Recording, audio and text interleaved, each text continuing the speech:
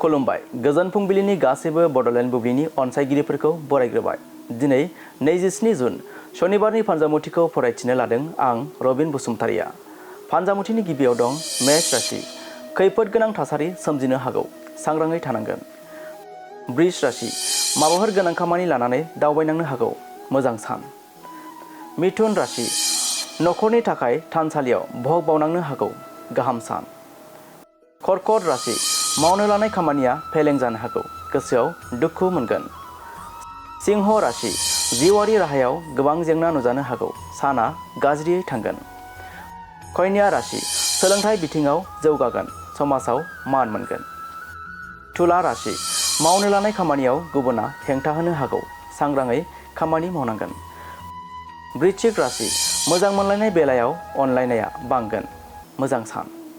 धनु राशि। गाज्रि हाबा मावना साजा मोननांनो हागौ, सांग्राङै सोलिनांगोन। मकर राशि। गोजाम लोगोखौ बहाबाफोर लोगो मोननो हागौ, गोसोखौ गोजोन मोनगोन। कुम्भ राशि। नोंथांनि मोजांखौ नुना बिमाया सुखुआव फैगोन, मोजां सान। आरो मीन राशि। साननायमानि फैमाल थांनो हागौ, गोसोआव दुखु सोमजिगोन। दिनै सानसेनि राशि फरायथिनाया बे एसेनोसै। आसा खालामो नोंथांनि दिनैनि साना मोजाङै मोजां थांगोन, बेखौ बड'लेण्ड बुब्लि नखरनिफ्राय मिजिंथिबाय। गोजोन्थों।